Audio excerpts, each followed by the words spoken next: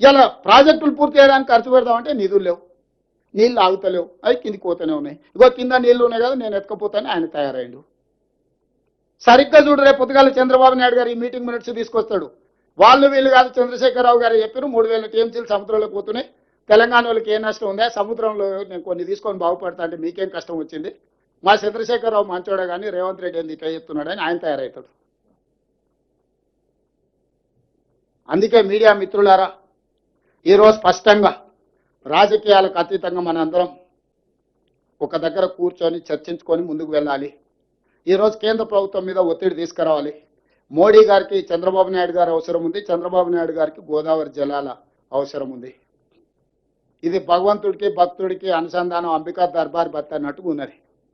వాళ్ళిద్దరి మధ్యలో అధికారం నీళ్లు పంపకాలు చేసుకుంటే అధికారం నీకు నీళ్లు నాకని. అందుకే ఈరోజు అన్ని వ్యవస్థల దగ్గరికి మేము వెళ్తున్నాము. నాకు ఉత్తమ్ కుమార్ రెడ్డి గారికి ఎలాంటి భేషజాలు లేవు, అందరినీ కలుస్తాం, అందరితో మాట్లాడతాం, సమస్యకు పరిష్కారం కనుగొనడానికి చూస్తాం. కాకపోతే లీగల్ ఫైట్ ఎట్లా చేయాలి, పొలిటికల్ ఫైట్ ఎట్లా చేయాలి, టెక్నికల్గా ఎట్లా ఫైట్ చేయాలో ఫైట్ చేస్తాం. చివరిగా చంద్రబాబు నాయుడు గారికి నా సూచన ఒకటే, ఇది మనం గ్యాప్ పెంచుకోవడం, దూరం పెంచుకోవడం ద్వారా పరిష్కారం కాదు. మీరు ఢిల్లీలో మోడీ గారిని ఒత్తిడి తెచ్చి అనుమతి తెచ్చుకోవడం వల్ల ఇవి పూర్తి కావు. కాబట్టి మా తెలంగాణ ప్రాజెక్టులో గోదావరి బేసిన్ మీద 968 టీఎంసీలు, కృష్ణా బేసిన్లో పరివాహక ప్రాంతం ప్రకారం మాకు ఒక 555 టీఎంసీల నీళ్ళు వస్తాయి. దాని బేసిస్ మీద మేము కొన్ని ప్రాజెక్టులు కట్టుకుంటాం. ఈ రెండింటికి మీరు క్లియర్గా అనుమతి ఇవ్వండి. ఆ తర్వాత ఎన్ని సముద్రంలో పోయే నీళ్ళు మీరు ఎన్ని తీసుకుపోయినా మాకు అభ్యంతరం లేదు. 3000 మీరు ఎన్నైనా తీసుకెళ్ళండి. ఓ 1000 టీఎంసీలు దాదాపుగా గోదావరి మీద, ఒక 500 టీఎంసీలు కృష్ణా బేసిన్ మీద మా ప్రాజెక్టులకు మీరు ఎన్ఓసి ఇవ్వండి. ఈ 2 ఎన్ఓసీలు ఇచ్చిన తర్వాత మేము మీ ప్రాజెక్టులకు ఎలాంటి అభ్యంతరం పెట్టము.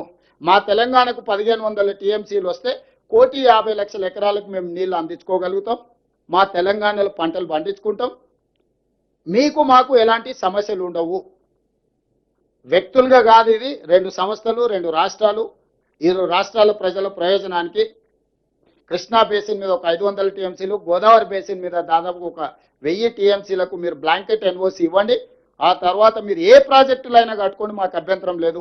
కేంద్ర ప్రభుత్వానికి కూడా మా విజ్ఞప్తి ఇదే, శశపిషలు లేవు. కిషన్ రెడ్డి గారు, కేటీఆర్ గారు ఒత్తిడితోటి నువ్వు ఎన్నిసార్లు తప్పించుకుంటావో నీ ఇష్టం. తెలంగాణ ప్రజలు నిశ్చితంగా గమనిస్తారు. రేపు సిఆర్ పాటిల్ దగ్గరికి వెళ్ళడానికి మాకు టైం ఉంది. కిషన్ రెడ్డి గారిని రిక్వెస్ట్ చేసినాం, ఢిల్లీలోనే ఉన్నారు కాబట్టి మీరు కూడా మాతో పాటు రండి. సిఆర్ పాటిల్ దగ్గరికి వెళ్ళి తెలంగాణ ప్రజల ప్రయోజనాల గురించి మాట్లాడతామని మా మంత్రి గారు ఆల్రెడీ విజ్ఞప్తి చేసిండ్రు. వారిని కూడా మాతో కలిసి రావాల్సిందిగా, తెలంగాణ ప్రయోజనాల కోసం పాటుపడాల్సిందిగా విజ్ఞప్తి చేస్తున్నా.